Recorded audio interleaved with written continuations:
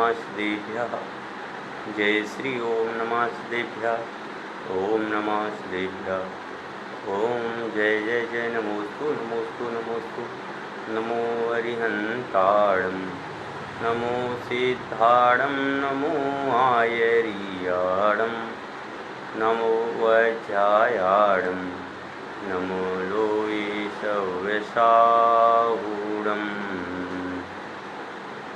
मंगलं भगवान् वीरो मंगलं गौतमो गणी मंगलं कुंदकुंदाद्यो जैन धर्मोस्तु मंगलम्।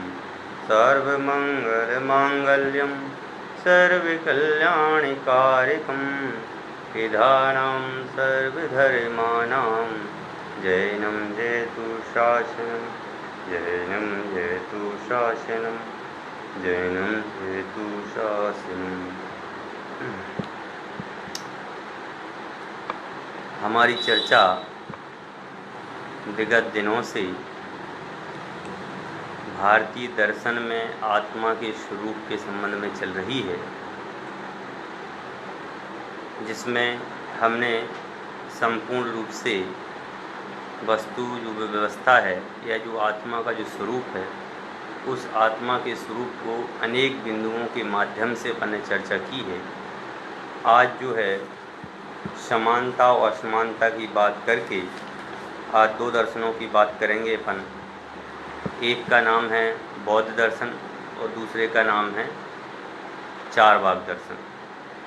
बौद्ध दर्शन और चारवाक दर्शन, तो बौद्ध दर्शन के जो महान प्रवर्तक हुए हैं उनका नाम था गौतम बुद्ध। यह गौतम बुद्ध जो हैं यह महावीर से कुछ पहले ही हुए थे और इन्होंने सर्वप्रथम तो जैन दीक्षा ही ली थी, या कहें कि जैन परंपरा को ही अपनाया था। पर जब इन्होंने ये देखा कि यह जो जैन परंपरा है, यह जैन परंपरा अत्यंत ही कठिन परंपरा है और इसमें नग्न रह कर के संपूर्ण रूप से परिग्रह का त्याग करके और एक केवल आत्मा की साधना में ही रत रहना है, इस बात को देख कर के उन्होंने कुछ दिन में ही वस्त्र आदि धारण कर लिए थे। तो यह जो परंपरा है, यह परंपरा आज की नहीं है, यह परंपरा बहुत प्राचीन है। और उसी परंपरा में आज अपन को देखना है कि जो जैन दर्शन बौद्ध दर्शन है, यह बौद्ध दर्शन जो है किस प्रकार से जैन दर्शन से संबंधित है, या बौद्ध दर्शन कहें कि बौद्ध दर्शन जो है वह आत्मा के स्वरूप को कैसे बताता है। तो सबसे पहले अपन लोग बौद्ध दर्शन की बात करेंगे। तो बौद्ध दर्शन में हम देखेंगे कि यह आत्मा को किस प्रकार से समान रूप से बता रहा है। सबसे पहला बिंदु है कि दोनों ही दर्शनों में चारवाक जैसी शरीरात्मवाद की अवधारणा का प्रबल निराकरण किया गया है। कि सबसे बड़ी बात तो ये है कि बौद्ध दर्शन में और जैन दर्शन में जैसे शरीर को आत्मा मान रखा ना चारवाक दर्शन ने, कि शरीर है वही आत्मा है और आत्मा है वही शरीर है। परंतु जैन दर्शन और बौद्ध दर्शन में आत्मा नाम के तत्व को अलग से स्वीकार किया है। हाँ, ये जरूर है कि बौद्ध दर्शन जो है यह आत्मा के स्वरूप को अलग रूप में ठहराता है, या कहें कि बौद्ध दर्शन जो है आत्मा के स्वरूप को बताता तो है, पर वह जो है उसके स्वरूप को भिन्न बताता है। कैसा भिन्न बताता है कि आत्मा जो है क्षणभंगुर है, आत्मा जो है प्रति समय परिणमित है। परंतु यह एक बात यह भी स्वीकार करते हैं कि आत्मा जो है अजर अमर है और यह विदेह मुक्त निर्माण की प्राप्ति भी करता है, संपूर्ण रूप से कर्मों से मुक्त होकर के। परंतु यह जो है ये भी मानते हैं कि आत्मा जो है क्षणभंगुर है। समझ गए ना, एक समय पूर्व की जो आत्मा है वह दूसरे समय में नहीं रहती है। इस बात को अनेक बिंदुओं के माध्यम से उन्होंने स्पष्ट भी किया है। कह रहे हैं कि जो दोनों दर्शन हैं, चाहे वो बौद्ध दर्शन हो और जैन दर्शन हो, ये दोनों दर्शन ही पूर्व जन्म एवं पुनर्जन्म को मानते हैं। पूर्व जन्म से आधार है कि पूर्व में अपन लोग बोलते ना, पूर्व की जो कर्म शुभाशुभ फल निश्चय ही वेदिते, करें आप फल दे अन्य तो स्वयं किए निष्फल होते। तो इसका मतलब ये है कि जो आत्मा कर्मों का कर्ता भोक्ता होता है वह आत्मा ही उन कर्मों को संसार रूप में भोगता है। क्योंकि और यदि वह एक पर्याय में भोग पाया तो ठीक है, नहीं अन्यत्र पर्याय में जाकर के भी उसको भोगना पड़ता है।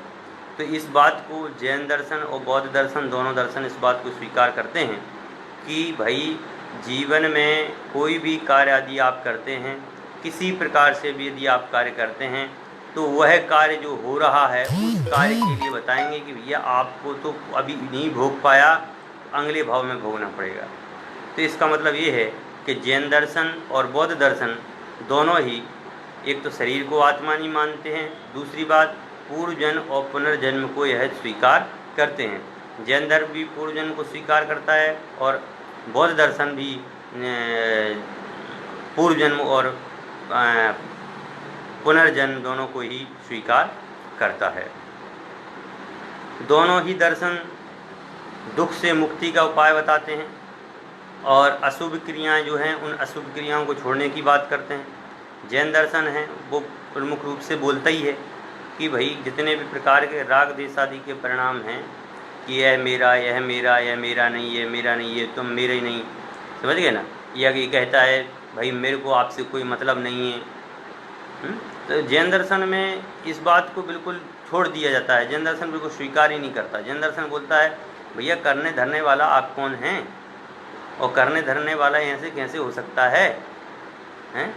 करने धरने वाला तो कोई और है, मैं तो कोई करता धरता हूँ नहीं, है। इसी प्रकार से बौद्ध दर्शन भी इस बात को स्वीकार करता है कि करने धरने वाला आत्मा नाम का जो द्रव्य है वह आत्मा जब तक वह अपने में कर्तृत्व बुद्धि मानता है तब तक वह संसार में है, और जब यह कर्तापना की जो बुद्धि को छोड़ देता है तो यह मुक्त हो जाता है। उसी प्रकार से यह जो आत्मा है, जैन दर्शन में भी इस आत्मा को स्वीकार किया कि जब तक यह आत्मा संसार रूप में परिणमन करता है, संसार को अपना मानता है, जब तक तो यह दुखी है और संसार में रहता है। और अनादिकाल से लेकर के अनंत काल तक यदि इसी रूप में वह संसार को अपना मानता रहा, यानी शरीर आदि में प्रवृत्ति करता रहा, पांच इंद्रियों के विषयों में रचा पचा रहा, समझ गए ना, तो उसको सुख की प्राप्ति नहीं होगी। सुख की प्राप्ति यदि करना है तो उसको अपने में अपनापन देखना पड़ेगा। बिना अपने में अपनापन देखे बिना वह संसार से मुक्त नहीं हो सकता। दोनों ही दर्शन, जैन दर्शन मोक्ष मानता है और ये जो है बौद्ध दर्शन जो है निर्माण की प्राप्ति स्वीकार करता है। और दोनों ही दर्शन दुख से मुक्ति का उपाय बताते हैं कि बिना दुख से मुक्ति होती नहीं है। दुख से यदि मुक्त होना है तो तुम्हें अपने स्वरूप में जाना पड़ेगा। बिना अपने स्वरूप में जाए आत्मा की प्राप्ति आपको नहीं हो सकती है। बौद्ध दर्शन बिल्कुल स्पष्ट कहता है कि भाई बिना दुखों की निवृत्ति के निर्माण की प्राप्ति नहीं होती। वही जैन दर्शन बोलता है कि राग द्वेष आदि जो व्यवहार रूप परिणाम हैं, जो परिणाम अपने नहीं हैं, उन परिणामों में यदि तुम कर्तृत्व बुद्धि मानते हो, यदि उन परिणामों को तुम अपना मानते हो तो आप अनादि से संसार में हो और अनंत काल तक तुम संसार में ही रहोगे। आज तो समय सार की जो क्लास में 3 बजे की बात है, उस समय तो बहुत अच्छा प्रकरण आया था। उस समय तो ये कहा था भैया तुम व्यवहार को अपना मानते हो, समझ गए, और व्यवहार तो तुम्हारा है ही नहीं, समझ गए ना। बहुत अच्छे स्पष्ट विषय उसमें किया गया था कि भैया जो व्यवहार है वह व्यवहार भी हमारा नहीं है, समझ गए ना। पूजन पाठ करना तो चलो ये है कि ये टॉफ़ी देना है, पूजन पाठ करना तो टॉफ़ी देना है। जैसे बच्चा स्कूल नहीं जाए और बच्चा स्कूल नहीं जाए और उसको स्कूल भेजना है तो उसको टॉफ़ी का लालच देते हैं कि बेटा तू स्कूल जा, बिना यदि तू स्कूल जाएगा तो तुझे टॉफ़ी दी जाएगी, समझ गए ना। तो वो लालच में स्कूल चला जाता है। वैसे हम कहते हैं कि हे पार्श्वनाथ भगवान, मैं तुम्हारे भरोसे भंवर में नैया डाल दी है, समझ गए। अब भारतनाथ भगवान के भरोसे हमने नैया डाल दी है और वो हमारा भाव से पार कराएंगे। तो ये तो केवल एक टॉफ़ी है, व्यवहार से कहा है इसको, इसलिए कहा है ताकि आप मंदिर जाएंगे, स्वाध्याय करेंगे, पूजन करेंगे, भक्ति करेंगे, संपूर्ण रूप से आप मंदिर में थोड़ा सा टाइम देंगे, समझ गए, तो उससे होगी पुण्य की प्रकृति। और पुण्य की प्रकृति होगी तो उससे क्या मिलेगा? मोक्ष मिलेगा कि स्वर्ग मिलेगा? हैं भाई, मोक्ष तो तब मिलेगा जब तुम पुण्य आदि क्रियाओं को भी अपना नहीं मानोगे। यदि व्यवहार को व्यवहार मानोगे और व्यवहार रूप हो जाओगे, हैं उसमें लिखा ना, अनार्य भाषा के बिना समझा सके ना अनार्य को, समझा सके ना व्यवहार बिन परमार्थ। अरे व्यवहार के बिना परमार्थ को नहीं समझा जा सकता है। ये बात को बहुत स्पष्ट वहाँ पर कहा गया है कि यदि व्यवहार की चर्चा कर रहे हो तो बिना व्यवहार के आपको परमार्थ समझ में आएगा ही नहीं। लेकिन ये कहा कि भैया व्यवहार को समझाते समझाते तुम व्यवहारी मत बन जाना, हैं कि इंग्लिश नहीं आती है, इंग्लिश सीखना है, और इंग्लिश सीखने के चक्कर में हम अंग्रेजी बन जाएं, अपने संस्कार भूल जाएं, अपना स्वभाव भूल जाएं। ऐसा नहीं होना चाहिए। व्यवहार तो करना है, पूजन भक्ति तो करना है, पर पूजन भक्ति में भी हमें ये देखना है कि हमारा कल्याण किसमें है। जब तक आप पारसनाथ भगवान को देखते रहोगे, किसी भी भगवान को देखते रहोगे और उनको भगवान मानते रहोगे और उनमें भगवान रूप से भक्ति होती रहेगी, समझ लेना ये व्यवहार है। और जिस दिन भगवान पारसनाथ को देख करके अपने में भगवान दिखने लग जाए, उस दिन समझ लेना कि आप तो परमार्थ की शरण में पकड़ ली है। तो परमार्थ की शरण हमें कब मिलेगी? कह रहे हैं परमार्थ की शरण तो हमें जब मिलेगी जब हम अपने ज्ञायक तत्व को जानेंगे। ज्ञायक तत्व को जब तक नहीं जानेंगे, जब तक इस अनादिकालीन शुभाशुभ आश्रवबंध भावों में रहेंगे, चारित मोहिनी कर्म का प्रबल उदय रहेगा और हम बंधन मुक्त रहेंगे, संसार में परिभ्रमण करेंगे। इसलिए कहा ये एकत्व विभक्त आत्मा का दर्शन करो। एकत्व विभक्त आत्मा का दर्शन करोगे तो तुम्हें मोक्ष की प्राप्ति हो जाएगी। तो ये यहीं पे ये बात है कि संसार दशा में दुख रूप ही स्वीकार करते हैं, कि बौद्ध दर्शन हो चाहे वो जैन दर्शन हो, दोनों ही दर्शन इस बात को स्वीकार करते हैं कि संसार में जब तक हो, जब तक तो तुम दुखी ही हो। इंद्रिय सुखों में आप सुख मानने लग जाओ तो वो तो मृग तृष्णा के समान है भैया। कि मृग तृष्णा जिस प्रकार से रेगिस्तान में दूर दूर तक दृष्टि जाती है तो हमें दिखाई देता है जैसे पानी भर रहा है, पानी भरा हुआ है, समझ गए ना। कई बार तो रोड पे ट्रक जा रहा है, गर्मी के दिन हैं, और हमें क्या लगने लग जाता है कि ट्रक पे जो जा रहा है वह ट्रक के नीचे ऐसे लगता है जैसे पानी भरा हो, समझ गए ना। लेकिन पानी होता नहीं है। ये आशा रूपी गड्ढा भरने की कोशिश मत करो। ये आशा रूपी गड्ढा तो 3 काल में भरना मुश्किल है, एक आशा रूपी गड्ढा कभी भरने वाला नहीं है। इसलिए संसार तो दुख का कारण है और वह त्याजने योग्य कहा है। अब अपन को ये देखना है कि भाई जो जैन दर्शन और जो बौद्ध दर्शन है, दोनों दर्शनों में अंतर क्या है, दोनों दर्शन अंतर किसको स्वीकार कर रहे हैं, इस चीज़ को अपन देखते हैं। तो कह रहे हैं कि बौद्ध दर्शन एक प्रमुख सिद्धांत है आत्मवाद, इसलिए बौद्ध दर्शन एक अनात्मवादी दर्शन के रूप में जाना जाता है। समझे क्या कहा? बौद्ध दर्शन का एक प्रमुख सिद्धांत है अनात्मवाद। अनात्मवाद क्यों कहा? अनात्मवाद इसलिए कहा क्योंकि वह आत्मा को क्षणभंगुर मानते हैं, इसलिए इसको अनात्मवाद दर्शन भी कहते हैं। बौद्ध दर्शन का नाम अनात्मवाद दर्शन भी पड़ा गया है। क्यों पड़ा है? क्योंकि यह आत्मा को क्षणभंगुर मानते हैं कि आत्मा जो है वह क्षणभंगुर है, प्रति समय बदलता रहता है। इसलिए बौद्ध दर्शन एक अनात्मवादी दर्शन के रूप में जाना जाता है। किंतु जैन दर्शन स्पष्टतया आत्मवादी दर्शन कहलाता है। जैन दर्शन की जो नींव है वह नींव ही आत्मा है, हैं? यदि जैन दर्शन में यदि कहीं पे चर्चा करते हुए आत्मा शब्द नहीं आए तो समझ लेना वो जैन दर्शन नहीं है, समझिए। जैन दर्शन में तो आत्मा शब्द का प्रबल प्रयोग होता ही है, जैन दर्शन में तो आत्मा शब्द का प्रयोग होता ही है, इसलिए इसको आत्मवादी दर्शन कहते हैं जैन दर्शन को। जबकि बौद्ध दर्शन में आत्मा को क्षणभंगुर मानते हैं, इसलिए अनात्मवादी दर्शन कहते हैं, क्योंकि उसमें आत्मा के अस्तित्व स्वरूप भेदादि का विस्तार पूर्वक सभी जैनाचार्यों ने एक सा वर्णन किया है। देखो एक सा वर्णन किया है।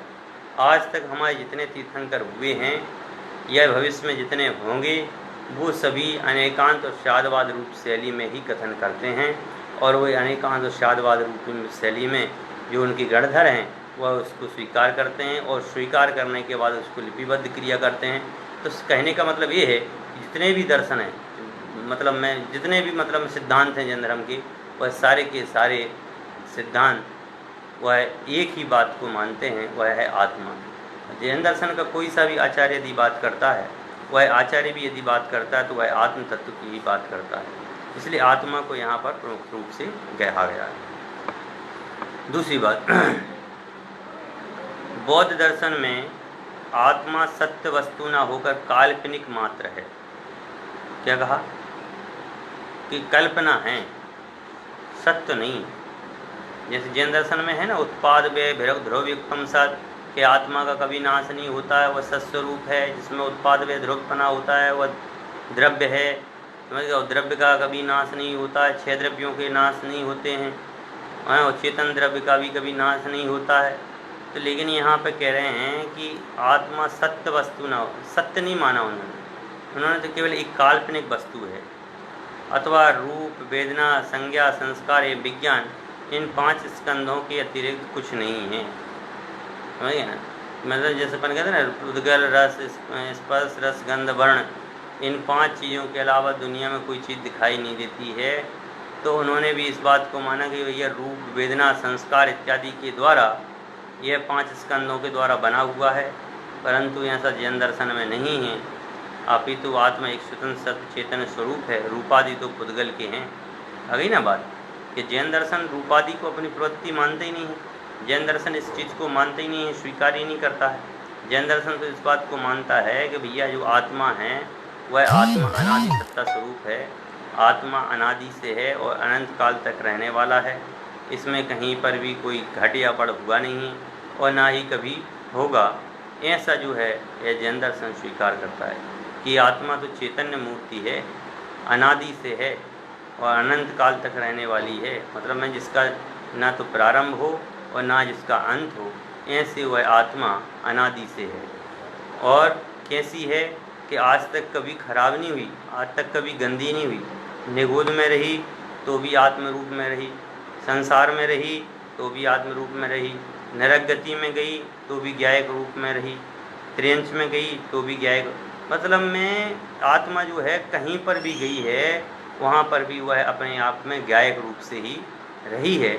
इस प्रकार से बौद्ध दर्शन तो ये मानता है कि भाई स्पर्श, रस, गंध, वर्ण, संज्ञा, विज्ञान, 5 स्कंधों के होने पर ही आत्मा का अस्तित्व है। परंतु जैन दर्शन जो कहता है भैया ये 5 जो चीज़ें हैं ये तो पुद्गल की हैं। चेतन ध्रुवपना तो अनादि से है और अनंत काल तक रहने वाला है। क्यों मूर्ख बनता है, हैं? ये शरीर आदि प्रवृत्ति तो अपनी है ही नहीं है। और जबकि बौद्ध दर्शन इस बात को स्वीकार करता है ये शरीर आदि बुद्धि जो है वही दर्शन का विषय है, वही आत्मा का विषय है, पर ऐसा नहीं है। तीसरी बात है कि बौद्ध दर्शन जो है इसको क्षणिकवाद मानता है, क्षणिक प्रवाह मात्र है, अतः सर्वथा अनित्य परिणमनशील है। आत्मा सर्वथा नित्य नहीं रहता, ये अनित्य है और परिणमनशील भी नहीं। जबकि जैन दर्शन के अनुसार द्रव्य अपेक्षा त्रिकाल स्थायी अपरिवर्तनशील है, पर्याय अपेक्षा अनित्य या परिवर्तनशील भी है। द्रव्य दो, इन 2 अपेक्षाएं कह रहे हैं। द्रव्य की अपेक्षा तो द्रव्य का तो परिणमन होता नहीं है, परंतु द्रव्य में जो पर्याय हैं, चाहे वो ज्ञान गुण की पर्याय हो, चाहे चारित्र गुण की पर्याय हो, चाहे दर्शन गुण की पर्याय हो, श्रद्धा गुण की पर्याय हो, जो पर्याय है उस पर्याय का परिणमन होता है। जैन दर्शन इस बात को स्वीकार करता है भैया पर्याय रूप से यदि देखें तो इसमें परिणमनशीलता है, क्योंकि उत्पाद, व्यय, ध्रुव ये पर्याय का नाम है, समझ गए ना। और उत्पाद होना, व्यय होना, ध्रुवपना ये सब पर्याय हैं। वो पर्याय भले किसी बात की हो पर वो पर्याय हैं इनमें, इसलिए उसको परिणमनशील माना जाता है। परंतु इसमें बौद्ध दर्शन में अनित्य और अपरिणामशील इसको कहा है कि आत्मा जो है अनित्य है और अपरिणामशील है। अब बात आती है अपने दूसरे दर्शन चारवाक दर्शन की। तो चारवाक दर्शन जो है ये बृहस्पति हुए हैं, महर्षि बृहस्पति इसके प्रवर्तक। चारवाक दर्शन के प्रवर्तक कौन है? महर्षि बृहस्पति। चारवाक दर्शन और जैन दर्शन में आत्मा के संबंध में बिल्कुल अलग अलग हैं, लेकिन मैं पढ़ के सुनाता हूँ। सूक्ष्मता से देखा जाए तो कहा जा सकता है कि दोनों दर्शन आत्मा को चैतन्य रूप अवश्य स्वीकार करते हैं। मतलब मैं सूक्ष्मता से, मतलब बहुत बारीकी से देखें तो चारवाक दर्शन आत्मा को स्वीकार नहीं करता है, पर सूक्ष्मता की दृष्टि से देखें तो स्वीकार करता है। पृथ्वी, जल, अग्नि, वायु, इन चार भूत चतुष्टय के द्वारा जो उत्पन्न होता है चैतन्य नाम का एक पदार्थ है जो उत्पन्न होता है, उसके लिए बात मानते हैं कि वह आत्मा है, अलग से कोई आत्मा नहीं है। ऐसा चारवाक दर्शन स्वीकार करता है। चारवाक दर्शन आत्मा को भले ही भूत चतुष्टय का विशिष्ट परिणाम मात्र मानता हो, तथापि इतना तो कहता है कि भूत चतुष्टय के परिणाम से चैतन्य की उत्पत्ति होती है, वही आत्मा है। सिद्ध होता है कि आत्मा का चैतन्य स्वरूप तो चारवाक भी स्वीकार करते हैं, पर चारवाक दर्शन स्वीकार तो करता है, लेकिन बस वही स्वरूप है, उसके अलावा और कोई चीज़ नहीं है। भूत चतुष्टय के द्वारा ही चैतन्य की प्राप्ति होती है और चैतन्य ही आत्मा है। कहते हैं चिदस्तित्वे विवादो न चार्वाक्स्यापि तेन च भूत संहति कार्यस्य ज्ञान रूपस्य कल्पनात्। कि आत्मा को चेतन स्वरूप मानने में चारवाकों को भी विवाद नहीं है, क्योंकि उन्होंने भूत संहति का कार्य विशिष्ट ज्ञान रूप ही माना है। समझिए ना कि भूत संहति का कार्य कि जो पृथ्वी, जल, अग्नि और वायु, इन चार के मिश्रण से जो एक तत्व उत्पन्न होता है उसका नाम है चैतन्य तत्व। तो उन्होंने जो चैतन्य तत्व जो स्वीकार किया है वह चैतन्य तत्व उन्होंने पृथ्वी, जल, आकाश और वायु से उत्पन्न तत्व को माना है। मतलब जैसे अपन लोग मानते हैं ना कि आत्मा तो अनादि से है, परंतु ये लोग जो है आत्मा को अनादि से नहीं मानते हैं। ये तो पृथ्वी, जल, अग्नि, वायु, भूत चतुष्टय से ही इसको स्वीकार करते हैं कि चैतन्य शक्ति उत्पन्न होती है और वह चैतन्य शक्ति ही आत्मा है। ऐसा चारवाक दर्शन स्वीकार करता है। परंतु हाँ, ये जरूर है कि चारवाक दर्शन भी आत्मा के स्वरूप को मानता है। और कहते हैं समस्त भारतीय दर्शनों में निष्कर्ष स्वीकार किया गया कि आत्मा का स्वरूप चैतन्य है। नास्तिक दर्शन के नाम से प्रसिद्ध चारवाक दर्शन ने भी आत्मा को चेतन कहा है। उसमें दूसरों दर्शनों में मतभेद यह है कि चारवाक दर्शन के अनुसार आत्मा चेतन होते हुए शाश्वत तत्व नहीं है और भूतों से उत्पन्न होता है। मतलब उन्होंने ये माना है कि जो आत्मा है वह स्थायी तत्व नहीं है, ऐसा स्थायी तत्व नहीं है, क्योंकि ये पृथ्वी, जल, अग्नि, वायु, इन चार चीज़ों से उत्पन्न होता है आत्मा, और ये चार चीज़ों से उत्पन्न होने के बाद में ये चार चीज़ों में समाहित हो जाता है। अब भूत चतुष्टय से उत्पन्न होता है चेतन शक्ति, इनका एक अलग ही वो है। तो लेकिन ये है कि यह भी आत्मा को मानता है। ऐसा नहीं है कि भाई चारवाक दर्शन आत्मा को नहीं मानता, आत्मा को मानता है, पर वो कैसे भी माने लेकिन वह आत्मा को तो मानता है। तो इसका मतलब ये है कि भारत का ऐसा कोई दर्शन नहीं है जो दर्शन आत्मा के स्वरूप को स्वीकार ना करता हो।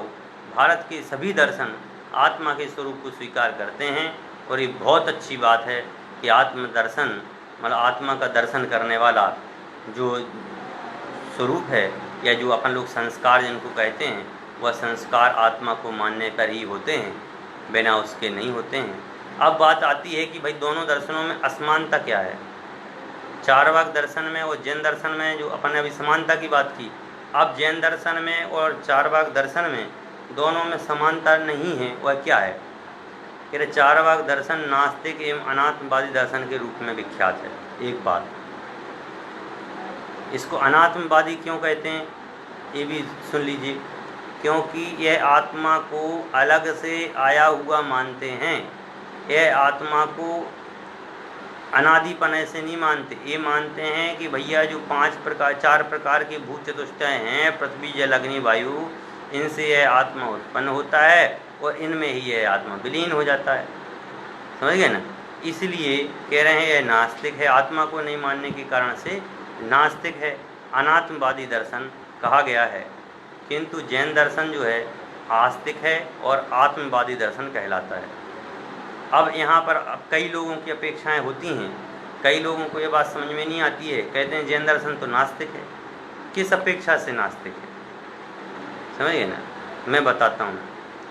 देखो, वेदों को नहीं मानने के कारण से इसको नास्तिक कहते हैं।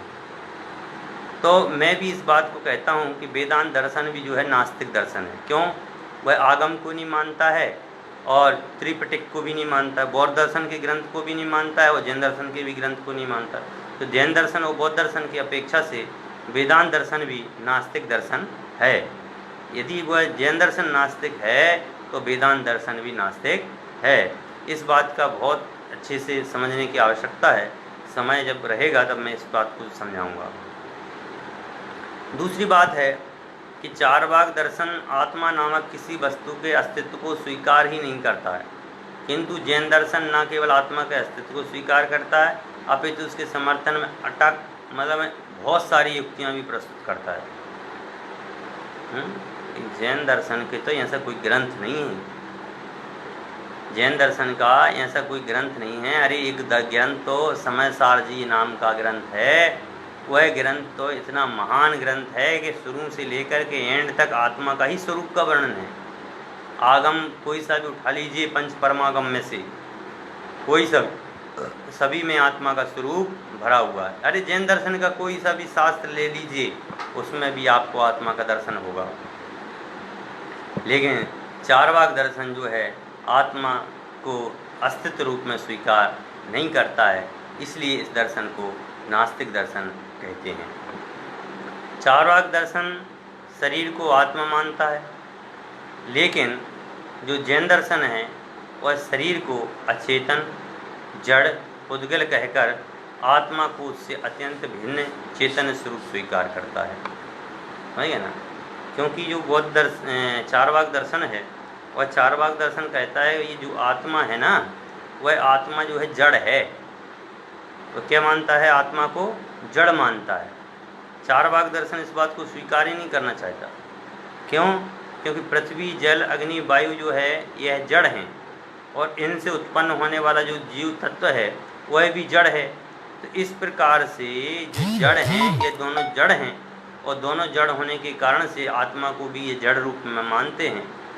परंतु जैन धर्म तो इस बात को बिल्कुल स्वीकार ही नहीं करता है, क्योंकि जैन दर्शन में तो कोई सा भी जैन दर्शन में तो जितने भी पदार्थ हैं, जो दिखाई देने वाले पदार्थ हैं, वो सारे के सारे जड़ अचेतन हैं।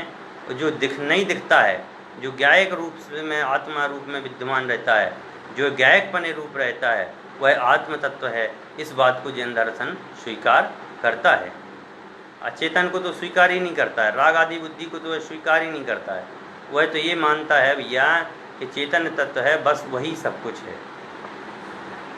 चारवाक दर्शन में पृथ्वी जल अग्नि वायु इन चार प्रकार से, पृथ्वी जल अग्नि वायु इन चारों के मिश्रण से उत्पन्न एक चेतन शक्ति मानते हैं कि जो चारों से जो उत्पन्न होता है वह जो चेतन शक्ति उत्पन्न होती है। जैसे बहुत सारे पदार्थों में मादकता नहीं होती है, समझ गए, लेकिन जब उसमें कोई ना कोई केमिकल मिलाया जाता है तो उसमें वो मादकता तत्व आ जाता है, जिसको हम शराब बन जाती है।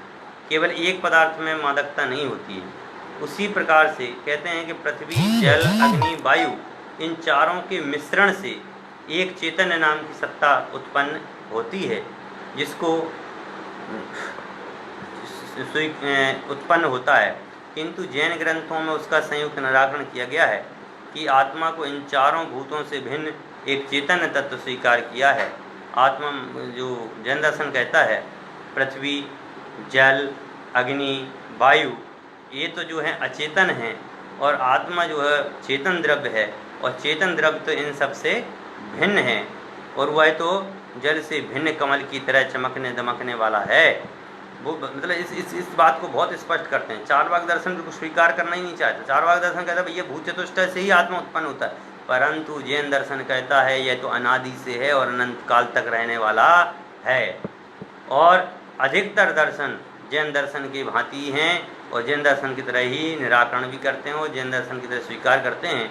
परंतु जैन दर्शन में जैसे आत्मा का स्वरूप बताया है वैसा अन्य किसी दर्शन में नहीं बताया। और कहते हैं चारवाक दर्शन में आत्मा के भेद प्रभेद भी नहीं बताए गए, किंतु जैन दर्शन में आत्मा के अनेक भेद प्रभेद भी समझाए गए। समझ गए ना। जैन दर्शन में तो आत्मा के बहुत भेद प्रभेदों के बारे में बात की गई कि भैया संसारी आत्मा, मुक्त आत्मा, समझ गए, त्रस, स्थावर, कितने प्रकार के जीव होते हैं, उन जीवों के अनेक भेद, समझ गए ना। और जो संसार में परिभ्रमण करने वाला है वो बहिरात्मा, जो अपने आप को जानने वाला है वह अंतरात्मा, जो पूर्ण रूप से अपने को जानता है वह परमात्मा। ऐसे कितने भेद हैं आत्मा के, अनंत भेद हैं। आत्मा में अनंत गुण हैं तो अनंत गुणों की अपेक्षा आत्मा के अनंत भेद हैं। परंतु जैन दर्शन इस भेदात्मक सत्ता को स्वीकार न करते हुए अभेद सत्ता को स्वीकार करता है, इसलिए उसको एकत्व विभक्त आत्मा के नाम से भी जाना जाता है कि जो आत्मा है वह आत्मा जो है एकत्व विभक्त है, वह ऐसा आत्मा है जो निर्मल ज्ञान स्वभावी है। ऐसा जैन दर्शन स्वीकार करता है, जो कि चारवाक दर्शन में स्वीकार करने का कोई प्रश्न ही नहीं उठता है। चारवाक दर्शन तो दूर दूर तक इसको ग्रहण नहीं कर सकता है। क्यों? चारवाक दर्शन तो आत्मा नाम के तत्व को मानता ही नहीं है, और मानता भी है तो भूत चतुष्टय से उत्पन्न होता हुआ मानता है। छठी बात कह रहे हैं कि चारवाक दर्शन आत्मा के पुनर्जन्म और पूर्व जन्म को नहीं मानता। जब आत्मा के अस्तित्व को ही नहीं मानता, आत्मा को दूसरों से उत्पन्न हुआ मानता है, तो कहाँ से उसके पूर्व जन्म पुनर्जन्म को मानेगा? हैं? तो कहते हैं कि चारवाक दर्शन जो है पूर्व जन्म और पुनर्जन्म को भी नहीं मानता। जैन दर्शन तो इसको स्वीकार करता है। जैन दर्शन तो इसको स्वीकार करता है क्योंकि कर्म जो हैं उन कर्मों के उदय के आधार पर ही, कर्मों के जो उदय उदीर्णा के आधार पर ही उसको कर्मों को भोगन करना पड़ता है। राग देश आदि के परिणाम करता है, वह किसके कारण से करता है? संसार की अपेक्षा से आत्मा करता है ये सब। तो ये पूर्वजन्म जो पुनर्जन्म जो है, जिससे कर्म करेगा वैसे फल की प्राप्ति होगी। ऐसा तो है नहीं कि आप कर्म करो मुझे फल की प्राप्ति हो जाए। इसलिए जैन दर्शन इस बात को स्वीकार करता है, भैया आत्मा जो है जैसा कर्म करेगा वो वैसा उसको फल की प्राप्ति होती है।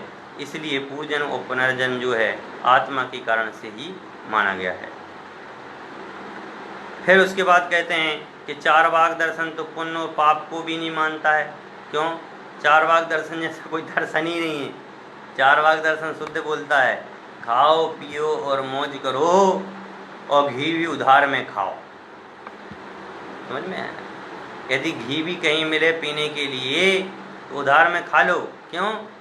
पूर्व जन्म होना नहीं है, पुनर्जन्म होना नहीं है, जो भी होना है तो इसी संसार में होना है। स्वर्ग नरक जो भी है सब यही है। समझ गए ना। इसलिए सबसे उधार ले लेके खाओ, क्योंकि अगले भाव में तो चुकाना पड़ेगा ही नहीं। ऐसा ये मतलब मैं क्या कहें इसको, अजीब दर्शन है, अनात्मवादी दर्शन तो है ही, इसको अजीब दर्शन कहने पर भी कोई ज़्यादा वो बात नहीं है, क्योंकि ये किसी बात को स्वीकार करता ही नहीं है। बस वो तो इस बात को स्वीकार करता है कि खाओ पियो और मौज करो, बस कहता है। लेकिन जैन धर्म तो पुण्य और पाप, शुभ अशुभ भावों को आश्रय रूप में स्वीकार करता है।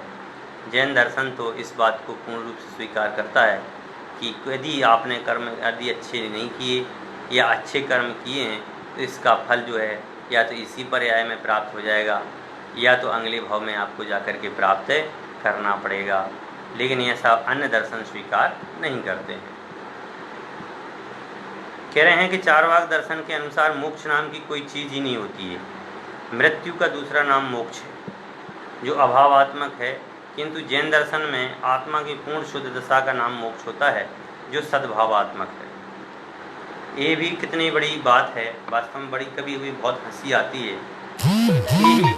ये जो दर्शन है यह दर्शन आत्मा को मुक्ति मानता ही नहीं है।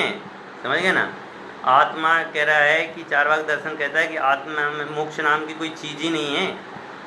समझ गए। मर गए तो मुक्त हो गए, मतलब अलग से कोई आत्मा नाम की चीज़ को कोई माने, पर ऐसा नहीं है।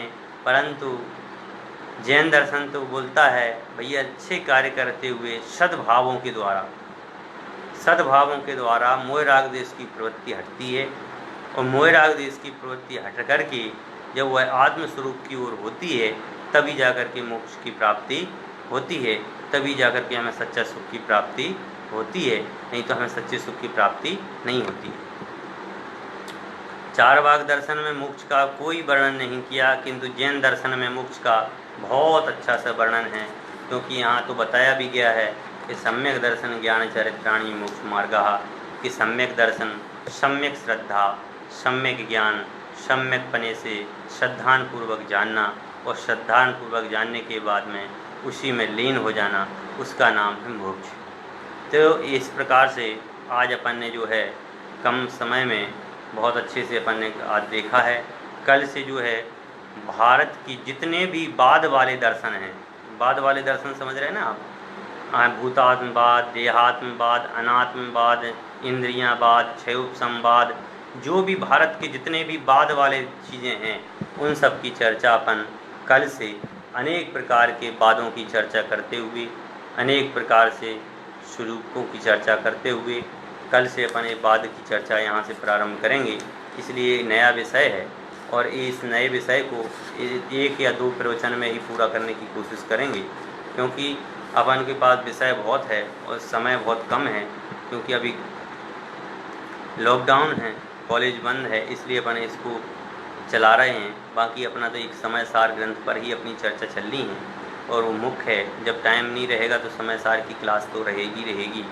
इस प्रकार से सभी जीव सभी प्रकार के दर्शनों को समझ करके जैन दर्शन को युक्तियों से सिद्ध करके, तर्क से सिद्ध करके अपने जीवन में उतारें और अपने आप में आत्मानुभूति की प्राप्ति करें। इसी भावना के साथ अपनी वाणी को प्रारंभ करें। सहजानंदी शुद्ध स्वरूपी अविनाशी हूँ आत्मस्वरूप, सहजानंदी शुद्ध स्वरूपी अविनाशी हूँ आत्मस्वरूप, सहजानंदी शुद्ध स्वरूपी अविनाशी हूँ आत्मस्वरूप। जा वाणी के ज्ञान ते सूझे लोकालो, तो वाणी मस्तके नमो सदा देते हूँ गो, सदा देते हूँ। नोवा नवो कानून।